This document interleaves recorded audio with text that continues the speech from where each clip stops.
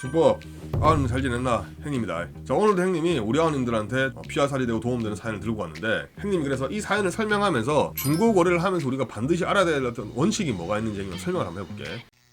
자, 중고나라에서 이제 충주에 있는 판매자분이 4회 사용했다 하셨고 구멍 같은 것도 없다, 전혀 하자가 없는 물건이라고 해서 이제 텐트를 갖다가 이제 구매를 했는데, 알고 보니까 텐트에 하자가 엄청나게 많이 발생한 거야. 그래서 이거 하자가 있어서 환불해달라고 하니까 이 그 물건을 판매한 분이 뭐라고 얘기했냐면, 텐트가 마음에 안 들어서 환불하는 게 아니냐고 하면서 실제로 이제 전액을 갖다가 환불을 안 해준다는 어떤 그런 뉘앙스였던 그런 얘기를 했고, 뭐 택배비 같은 경우에 이제 본인이 이제 뭐 부담을 하라 라든지 이런 식으로 여러 가지 어떤 그런 꼬투리를 잡아가지고 환불을 안 해주려고 한 거지. 형님이 원칙적으로는 당연히 이제 우리가 환불을 받을 수 있는 법적인 권리가 있지만, 실제로 거기까지 가기에는 굉장히 어떤 그런 넘어야 될 큰 산이 있다라고 형님이 설명을 해서, 그냥 우리가 아예 포기할 수는 없으니까 판매자가 이제 우기는 부분 그냥 됐다 이렇게 얘기하고 일부를 환불받은 그런 사안이 되겠지. 자, 그래서 요 사안 같은 경우에 형님이 먼저 왜 법보다 주먹이 더 가까운 형님이라고 설명을 한번 해볼게.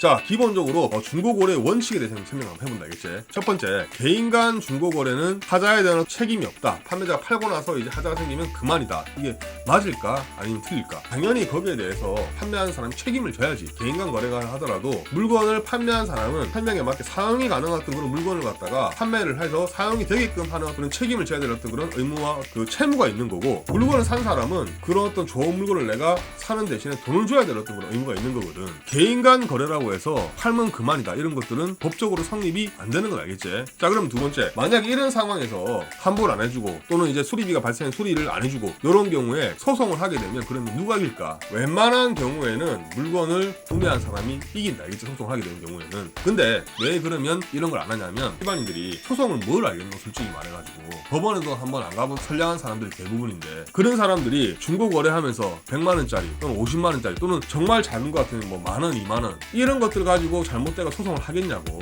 오히려 소송 비용, 시간, 또 변호사 자문 받는 거, 돈 드는 거 이런 거 다 따져보면 결국에는 배보다 배꼽이 더 크기 때문에, 막말로 법보다 주먹이 가깝기 때문에, 그러기 때문에 실제로 소송까지는 안 가고 좋게 다 마무리되는 경우가 대부분이 알겠지? 소송에서 이기지 못하는 게 절대 아니다, 알겠지? 이길 수 있고 당연히 어떤 그런 물건에 대한 어떤 환불이라든지 뭐 하자에 대한 어떤 수리비라는 손해배상 청구 소송 당연히 다 가능하다, 알겠지? 가능한데 법보다 주먹이 가깝고 배보다 배꼽이 크기 때문에 현실적으로는 그런 일이 안 벌어지는 게 대부분이 알겠지? 자, 그런데 요 방송 보고 아마 또 꼬롬하게 또 나쁜 생각 갖고 있는 아우도 있을 거야. 이 중고 거래 같은 경우에는 금액이 작기 때문에 법적인 조치를 취하기 어렵다는 어떤 그런 상황을 또 캐치해가지고 물건을 안 보내고 뭐 벽돌을 보낸다든지 사기를 친다든지 이런 생각, 꼬롬한 생각한 아우가 있을 수 있는데, 결국에는 다 잡혀가가지고 은근의 어떤 그런 이제 법적인 책임을 지게 되니까 그런 꼬롬한 생각들은 하지 마라, 알겠지?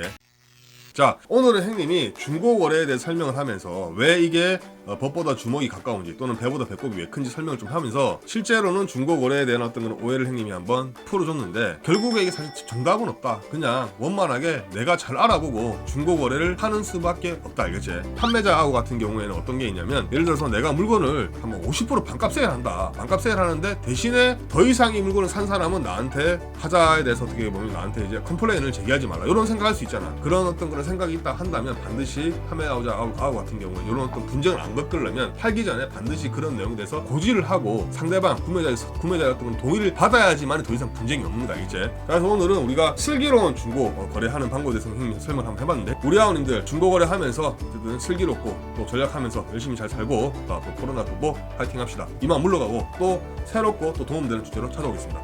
준법